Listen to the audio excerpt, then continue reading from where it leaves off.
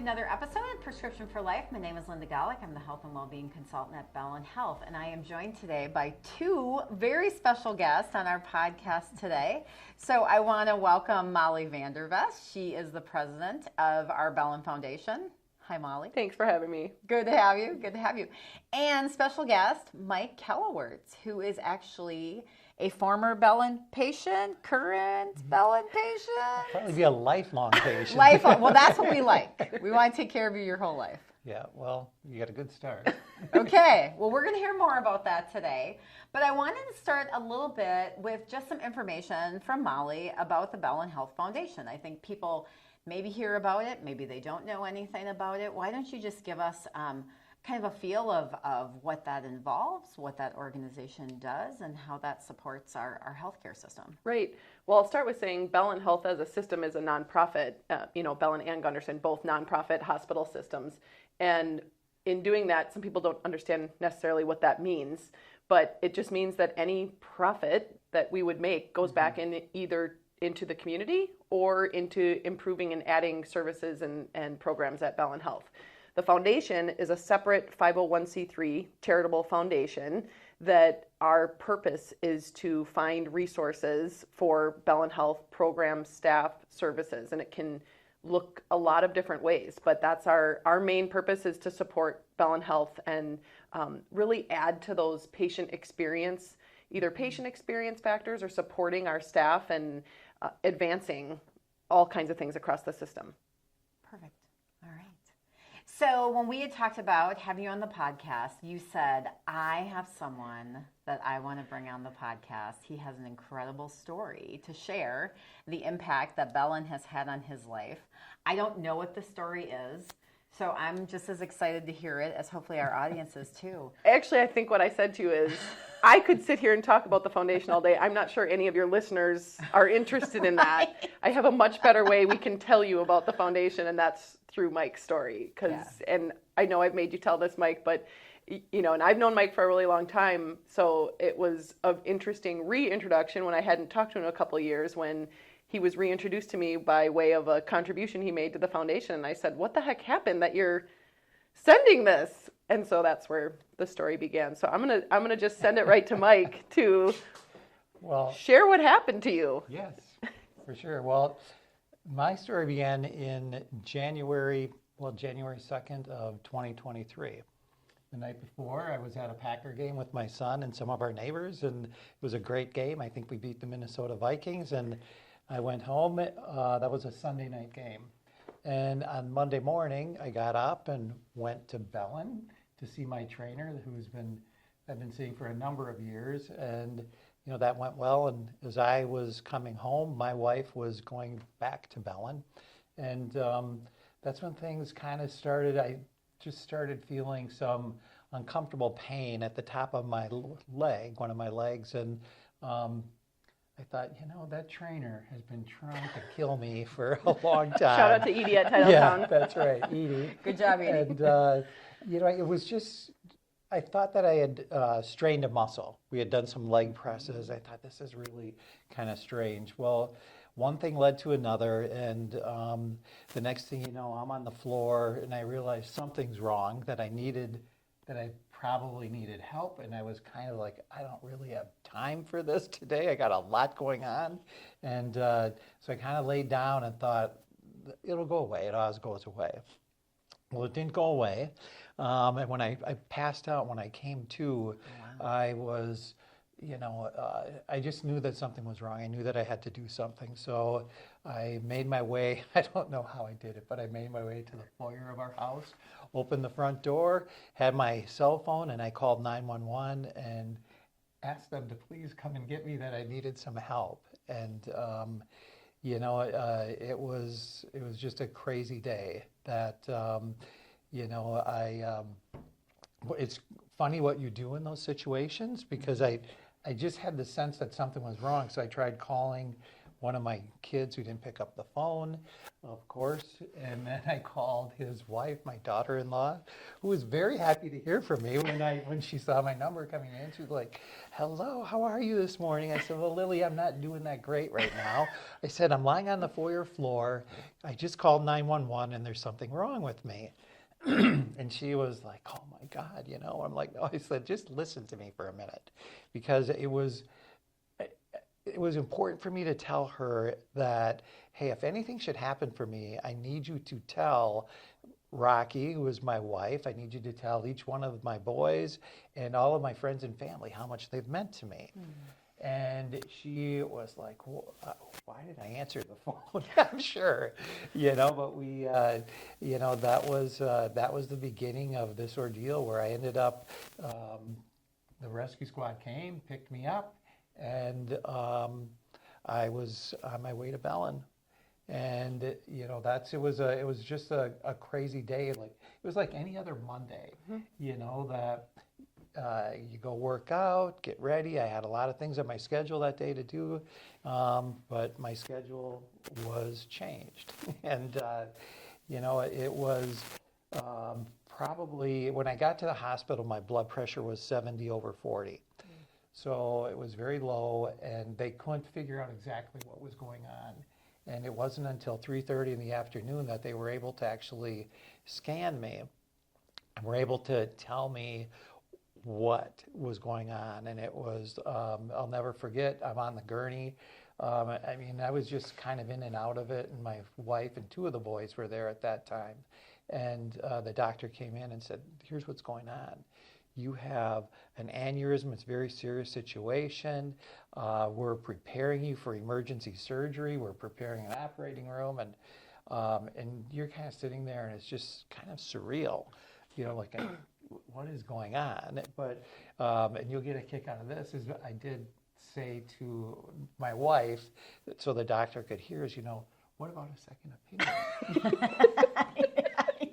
I mean, you trust Bellin. That's right. I do, but I didn't know what else to say. I didn't know what else to say. And the doctor put his hand on my arm. He said, "Buddy, we don't even have time for this." Oh. And I'm like, in other words, do you have any other stupid questions? And I'm like, okay, I'm good, And he said a couple more things. And then the thing that he said at that point was, "Do you have a priest you would like to call?" And I'm thinking, no. What do we need a priest for? I'm thinking I had, maybe hernia, or perhaps my appendix burst. That's what I was thinking in my head, never thinking that all of a sudden you're lying there and you're thinking, oh my goodness, this could be it. Is this my last day? Is this my last hour here? And the next thing you know, I'm getting the last rites from a priest that my daughter-in-law somehow found in the hospital, and off to surgery I went. And it was 7.5 hours, I think, 7.5 hours of surgery. And, through that surgery, it was not easy. My doctor did an amazing job. Everybody did an amazing job, because I did code twice during the surgery, and so things just weren't easy. But I came out of it, and that's when the next part of the journey began, when I got to meet all these amazing people who took care of me. The CNAs, the nurses. Well, starting with the emergency room doctors, the ICU, the operating room, everybody. There's just so many people that, until you're in that situation, you don't really give it much thought. So that was, that's kind of the story. And from there, it was just a long recovery. When I look back at it now, I think it's only been a little over 18 months. It's hard to believe, because in some ways it feels so much longer, but because your life changed dramatic. Totally. That your mindset and how you view life changes after an event like that. It really does. And I own the business. We have a lot of employees, as a father, as a husband, you're kind of the caretaker or the overseer of everything. And then to find yourself in a position where you can't take care of your most basic needs and you're lying there totally helpless, it's not a great feeling. But these people were amazing. I mean, I can't say enough about the nurses,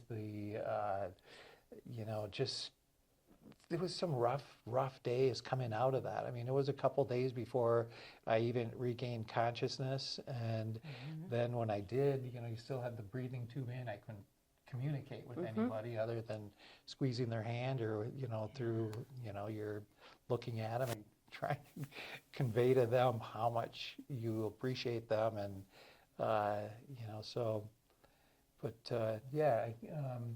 tried to make a point as things progressed to meet every one of them, ask them their name, learn a little bit about them, and of course thank them profusely for what they were doing. And every one of them were so gracious. And so that's.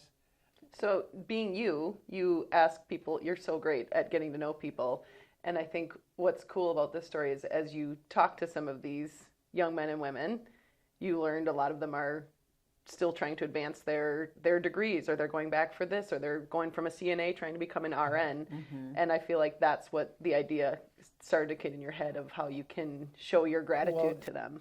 You had the full-time professional highest skilled. Yes. And then you had these CNAs who were high school students. Some of them were juniors in high school. Yes. And seniors in high school. And I'm thinking back, oh my goodness, I was not like that when I was in high school. They're amazing. We were not. We have some really amazing young people.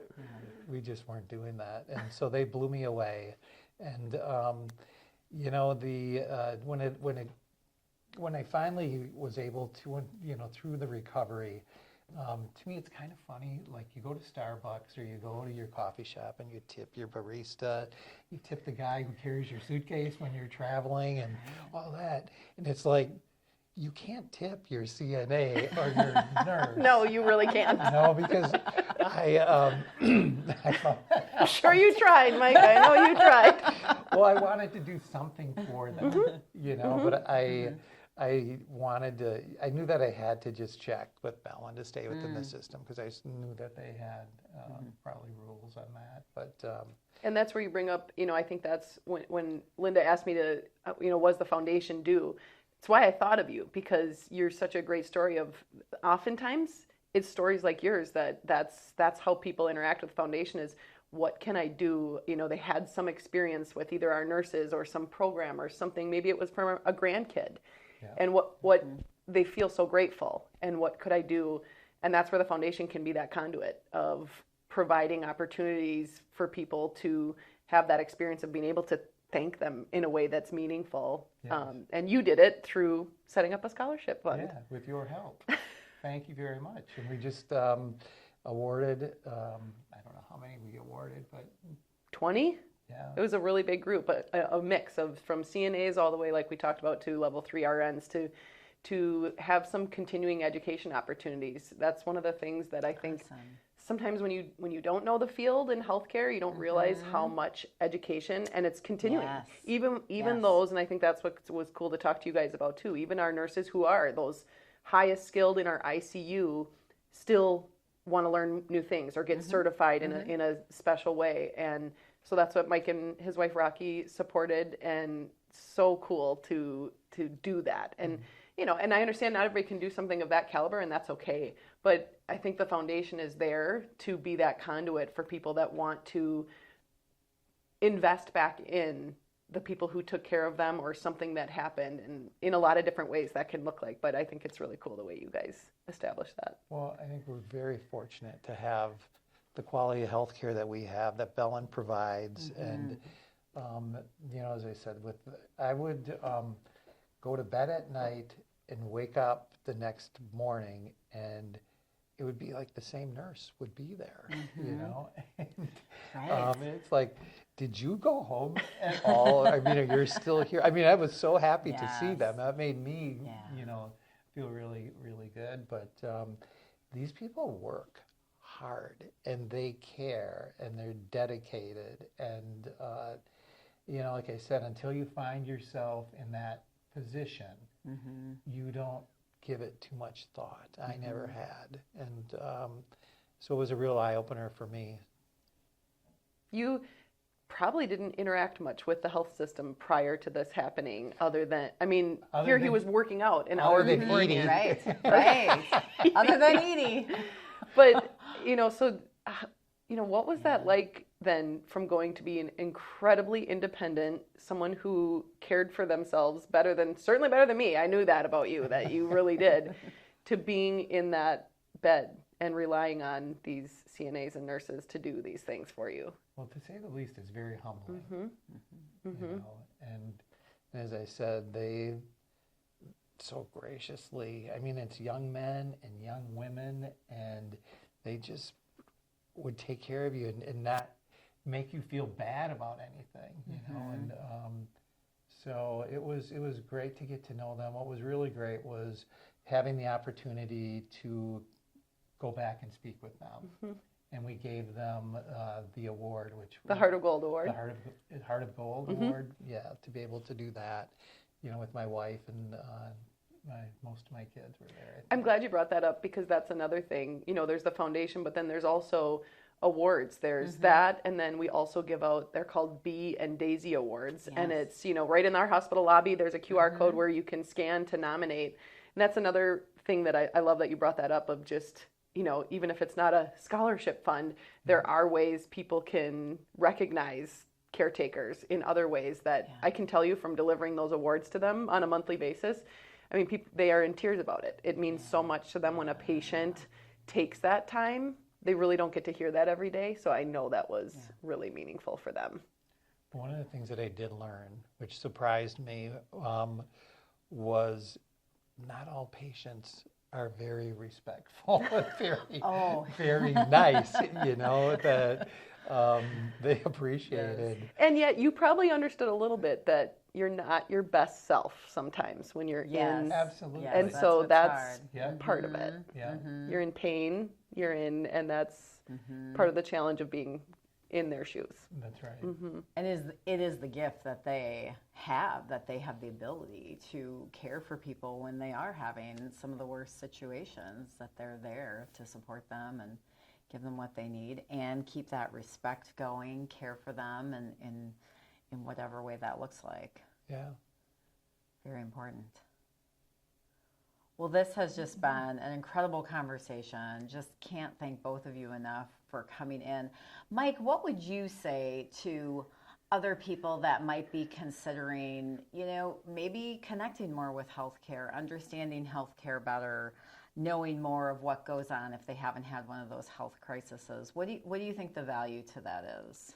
Well, if you have that interest, I would definitely give someone like Molly a call and just talk. I'm glad to you them. don't regret calling me at this point. Not at all.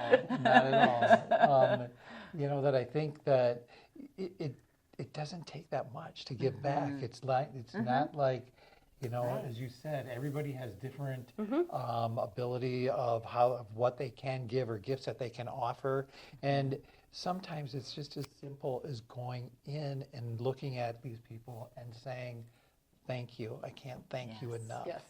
It doesn't need to be a scholarship or anything like Completely agree.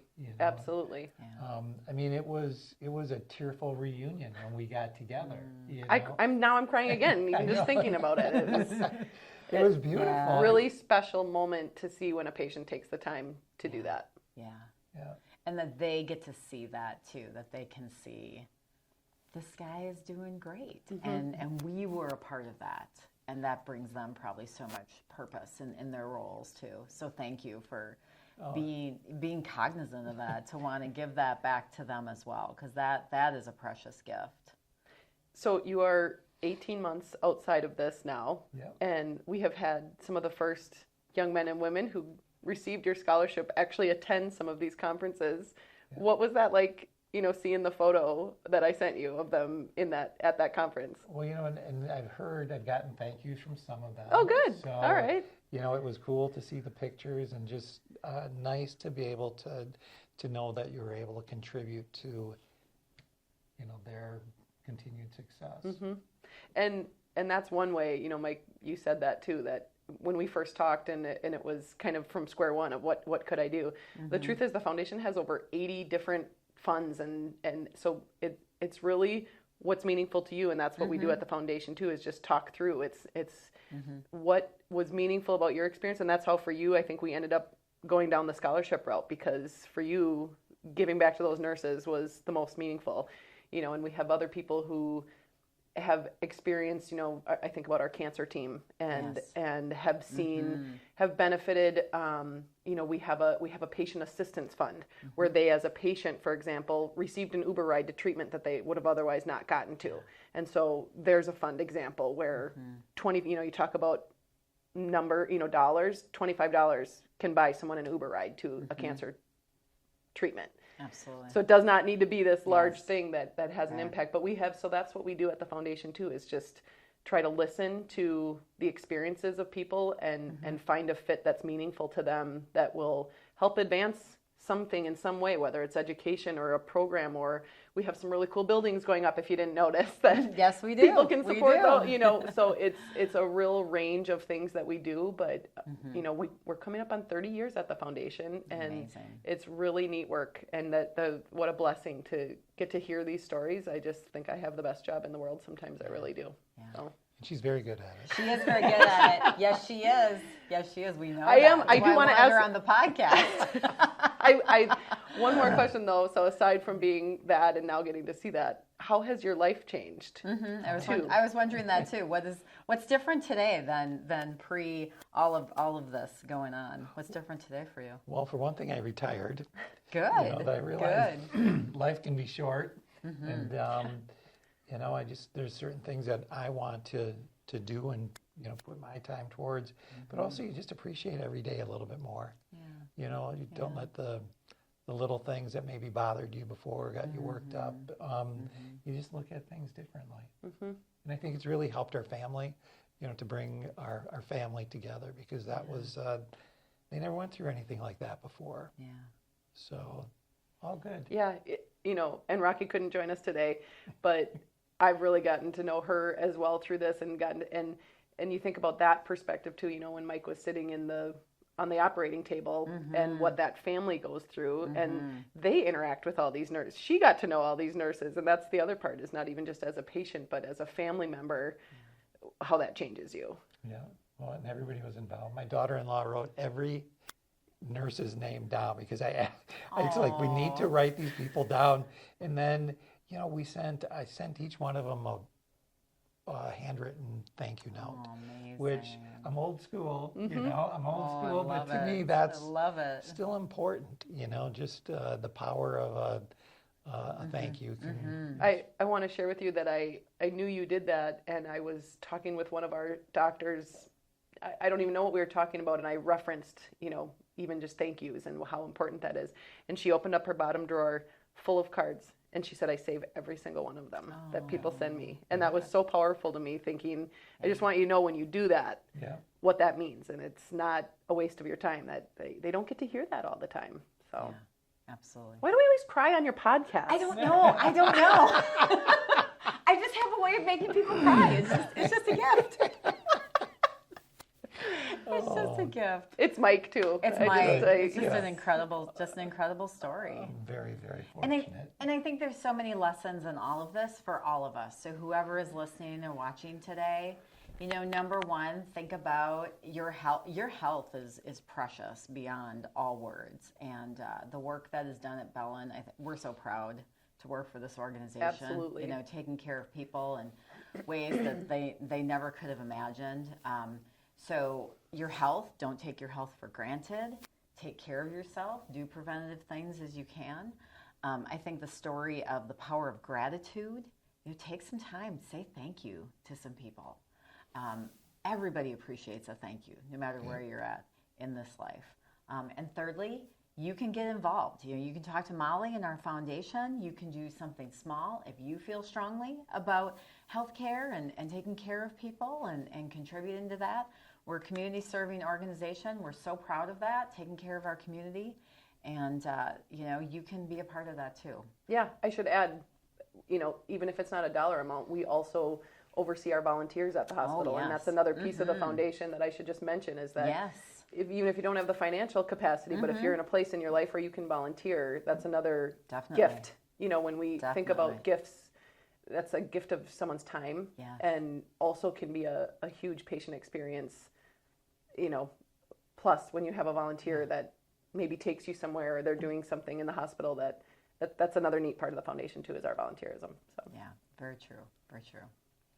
Well, thanks to both of you for being on today, taking the time. Just appreciate learning your story, Mike, and thank you for everything you're doing for Bellin. We appreciate that. Molly, pleasure as always. Well, thanks for having me. I owe Mike the thank you, though, because to me, there's no better story about what the foundation does than hearing from someone like Mike. So thank you. You're very welcome. I'll write you a handwritten thank you note for this. She will. She will. She will. And thanks for letting us come on today. Absolutely, absolutely. Well, thanks to our viewers today. Please like, subscribe, share this podcast with somebody that you think will be impacted. Otherwise, have a great day. We'll see you next time.